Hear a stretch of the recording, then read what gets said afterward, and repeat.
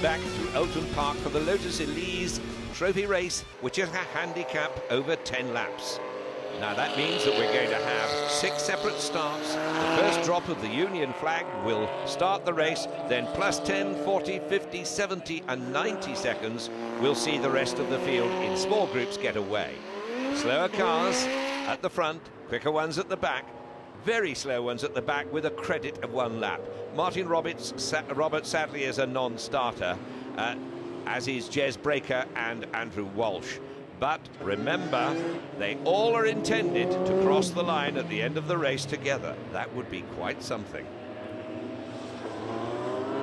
Scott Fitzgerald there had a very good race. Russell Treasure similar. Simon Scuffin is going to be a man to watch, I feel sure. Paul Golding is the organizer of this whole event.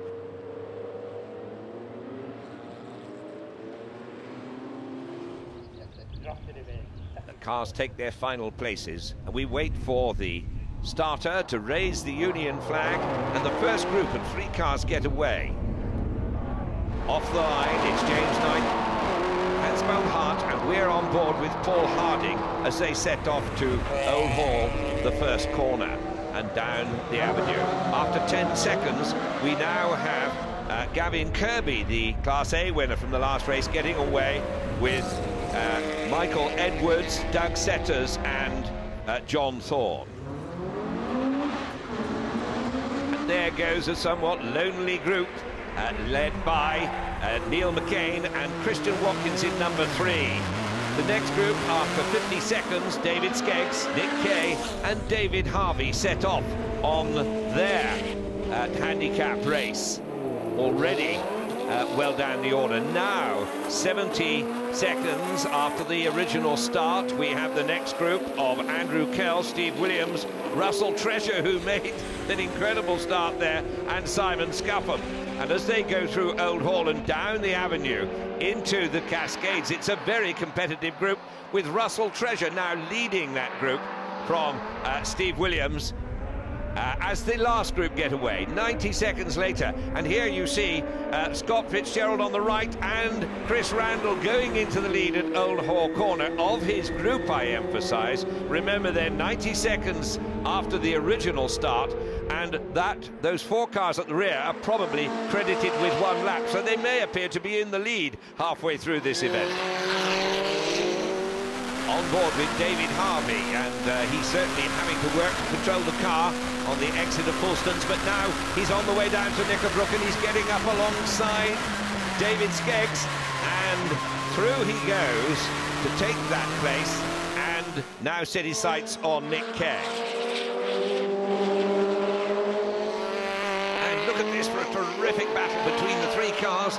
Steve Williams, then Simon Scuffin and Andrew Kell in the blue car as they go over the top and down into Knickerbrook. Russell Treasure just goes through our picture, and Simon Scuffin is there just ahead of Steve Williams and Andrew Kell as they go up Clay Hill. Now it's the VX220s. They're still having a battle with Graham Walsh in his 2nd race now at Elton Park. That battling trio comes into Lodge Corner, and Simon Scuffin seems to have got away a little bit, but Steve Williams is now having to ward off Andrew Kell, who looks as though he might just try a manoeuvre as they come up past the pit straight into Old Hall, and he wasn't able to do it. But those 3 have been having a terrific battle. Now we see Paul Golding, number 2. He's one of the cars that started with a 1-lap credit, and would you believe he's leading the race. Following Paul, number 2, is number 8, Graham Walsh, and then 25, Tess Howell. They are also on a 1-lap credit under the bridge as they head towards Lodge Corner. But now we pick up Simon Scuffin. We're in car with him as he chases after the Russell Treasure vivid Dayglow orange car.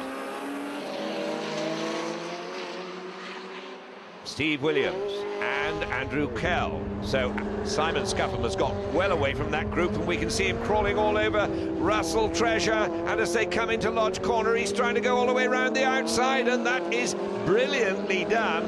Though I am wondering whether, we saw a spurt of exhaust from Russell Treasure's car. Is he in trouble? Andrew Kell has behind him now Chris Randall, number 88, and as they go up Clay Hill, Randall is certainly trying to pick off another notch, and there he goes through at Druids. Andrew Kell followed by Steve Williams, those two still having a tremendous tussle. But Chris Randall, who started with a 90-second delay, is certainly moving up the field extremely well. Of course, he has a lot of work to do. This is only a 10-lap race. Here they come, and still Kell and Steve Williams battling it out. Randall beginning to move away, and there goes Doug Setters, and there's Paul Golding going through at the front of that group. And we're now on board with Simon Scuffam, and we can see just how rapidly he is lapping this Oulton Park circuit. Past two cars there. Here's Tess Howell on the right-hand side as they come into Knickerbrook.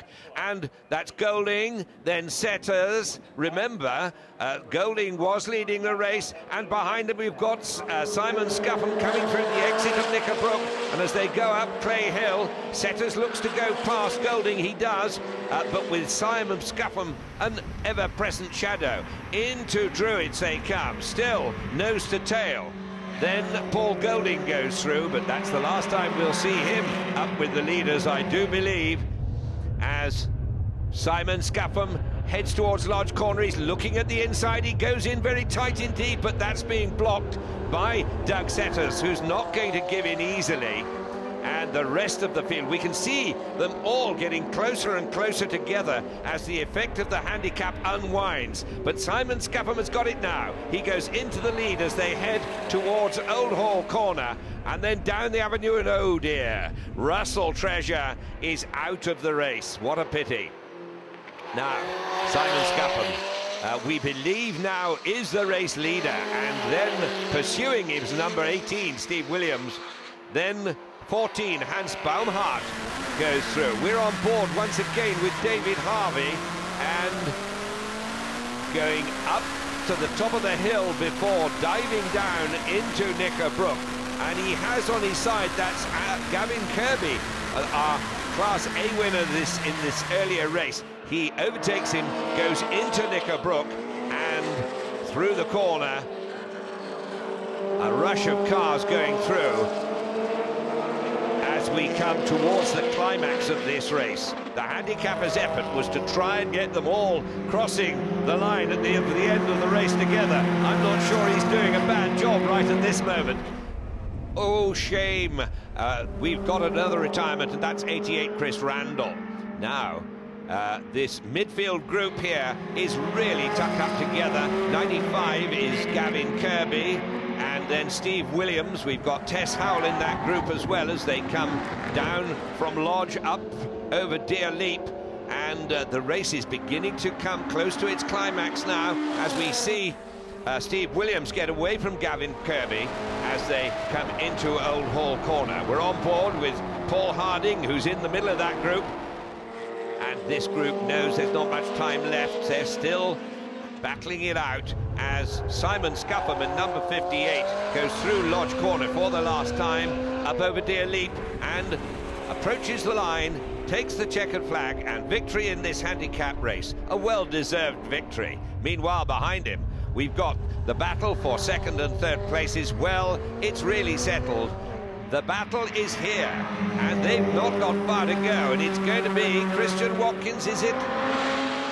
There goes Nick Kay across the line, followed by Neil McKean. Now, who is it going to be? Christian Watkins, David Harvey, but Andrew Kell hasn't finished with him yet. He's trying to get past as they go up over Deer Leap, but it is Christian Watkins who will take third, and David Harvey just fourth by a little over 100th of a second from Andrew Kell.